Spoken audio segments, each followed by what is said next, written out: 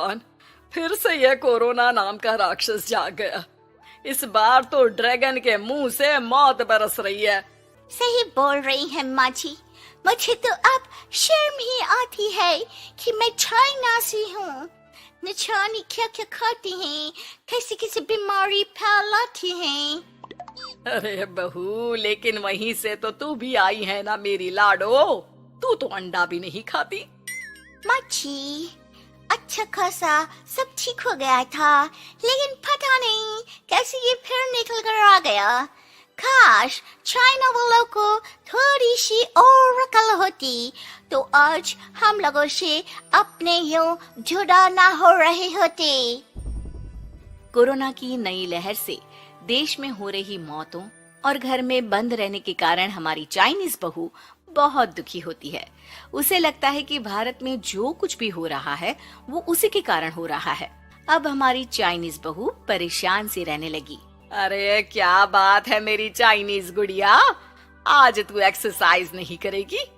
अरे ना तो तूने जूस पिया है। क्या हो गया लाडो? कुछ नहीं मम्मी जी, बस अच्छा नहीं लग रहा। लोग मर रहे हैं और मैं जूस पीऊं। माँ जी, चाइना से आई ये महामारी और मैं भी तो चाइना से ही आई ना। अरे अरे बेटा, ऐसा ना सोच।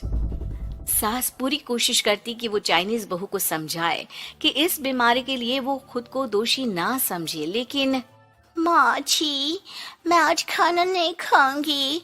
अब सबका खाना बना दिया है। मैं कमरे में जा रही हूँ, प्लीज डिस्टर्ब मत करना। सास ने अपनी हंसती खेलती बहू का ये रूप तो कभी देखा नहीं था, लेकिन करती भी तो क्या। अगले दिन सुबह सुबह, अरे ये पूरे घर से स्वादिष्ट खाने की महक आ रही है। ये कौन है जो चाय बनने के वक्त लंच बनाकर तैयार कर रहा है? वो किचन में आती है जहाँ चाइनीज बहू ने शुद्ध वैष्णव खाना तैयार कर रखा था। अरे बहू, सोई नहीं क्या जो इस वक्त इतने प्रकार का खाना बना लिया? हाँ हाँ माँ जी, क्या करे, जब दिल में बोझ हो तो नींद नहीं आती। तभी तो मैंने सोचा मैं गरीब और जरूरतमंद लोगों को खाना पहुंचा दूंगी। वो ढेर सारा खाना रोज बनाती और गरीब और बेसहारा लोगों में बांटती। क्या कर रही है बहू? कितने दिनों से देख रही हूँ तू अच्छे से सोती भी नहीं है। क्यों कर रही है लाडो? क्या करूं माँ जी, मेरे देश के लोग जीवन की लड़ाई लड़ रहे हैं और मैं सो जाऊं, मुझसे नहीं होता। एक दिन चाइनीज बहू पीपीटी किट पहनकर खड़ी होती है। अरे ये क्या बेटा, खाना देने जा रही है या लड़ाई लड़ने? माँ जी, मैं कुछ दिनों के लिए घर नहीं आऊंगी। मैंने सोचा है कि मैं घर से बाहर रहकर कोरोना के मरीजों की देखभाल करूंगी। ओ प्लीज प्लीज आप मुझे रोकना नहीं। नहीं नहीं बहू, ये तो तूने बहुत ही नेक काम सोचा है। बस बेटा तू अपना ख्याल रखना। बहू वहाँ से चली जाती है, लेकिन सास की रोज फोन पर बहू से बात होती। घर पर क्या है माँ, क्यों भेज दिया तूने उसे? बाहर कितना खतरा है, उसे कुछ हो गया तो? अरे बिल्कुल चिंता ना कर, उसने सारे नियम कायदे को फॉलो किया है। अरे वो बिल्कुल ठीक रहेगी। और अगर मैं उसे मना कर देती ना तो उसकी अंतरात्मा उसे सोने नहीं देती। तू तो सारा दिन घर से ऑफिस का काम करता, लेकिन मैंने देखा है उसे कितना परेशान रहती थी कुछ दिनों से। हाँ वो भी है। उधर चाइनीज बहू लोगों का खूब ख्याल रखती, उन लोगों तक खाना पहुंचाती, उनके बच्चों की देखभाल करती। एक दिन बहू अपनी सोशल साइट देख रही थी तो उसे दिखता है कि एक आदमी ने बच्चों की देखभाल के लिए पोस्ट डाली है। बहू उसे फोन करती है। मैं आपकी कोई मदद कर सकती हूँ, प्लीज बताओ। दूसरी तरफ से आवाज आती है। मैं और मेरी बीवी दोनों ही कोरोना से पीड़ित हैं। हम लोगों के बच्चों को देखने के लिए कोई नहीं है। प्लीज हमारी मदद करो। हाँ हाँ बिल्कुल, आप परेशान ना हो, मैं आ रही हूँ। मुझे आपका एड्रेस बताओ। वो आदमी बहू को पता लिखवाता है। वहाँ वो पहुँच जाती है। ओह, ये किसे बुला लिया आपने? ये तो चाइनीज है, इसी के कारण तो हम लोगों का देश इस परेशानी से जूझ रहा है। अरे पर ये तो हिंदी में बात कर रही थी। तभी बीवी की ऑक्सीजन लेवल गिरने लगती है। ये क्या हो रहा है? आप टेंशन क्यों ले रहे हैं? जल्दी से इन्हें अस्पताल लेकर जाइए। रुकिए, मैं आपको एक अस्पताल में बेड भी दिला देती हूँ। वो मेरे अंकल का अस्पताल है। चाइनीज बहू फोन पर बात करके उन लोगों को बेड दिलाती है, जहाँ पति की भी तबीयत खराब हो जाती है और दोनों को बेड दिलाकर बहू घर में बच्चों की पूरी देखभाल करती है। सास का बहू पर फोन आता है। अरे मेरी चाइनीज गुड़िया, कैसी है रे तू?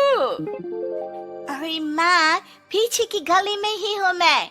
वो खालिया लोग है ना, उन दोनों हस्बैंड वाइफ को कोरोना हो गया था।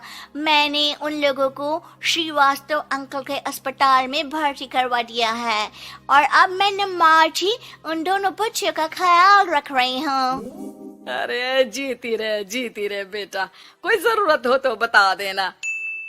नहीं माँ जी, सब कंट्रोल में है। बस इन बच्चों के माँ बाप ठीक होकर घर आ जाए।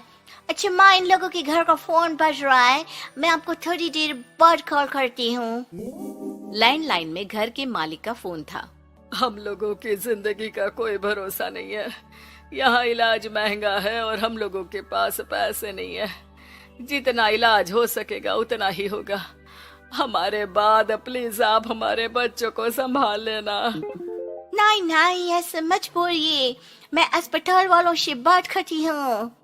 बहू अपनी बैंक से अस्पताल वालों को पैसे दे देती है और फोन पर कहती है, हनी, आप लोगों के अकाउंट में पैसे डाल दिए हैं। इन दोनों का अच्छे से इलाज होना चाहिए। पैसे की जरूरत होगी तो मैं और डाल दूंगी। सारा दिन बहू कोरोना पेशेंट के बच्चों को देखती, रात में ढेर सारा खाना पैक करके जरूरतमंदों में बांटती। सोशल साइट्स के जरिए भी वो लोगों से जुड़कर उनकी मदद करती। फिर एक दिन घर का मालिक और उसकी बीवी ठीक होकर घर आ जाते हैं। आपका बहुत बहुत शुक्रिया, मैं आपकी पाई लौटा दूंगा। भाई नहीं, पैसा दिया था, लेकिन वो जब आप बिल्कुल ठीक हो जाना तो क्षमा कर दे देना, कोई बात नहीं। दोनों पति पत्नी चाइनीज बहू का शुक्रिया अदा करते हैं।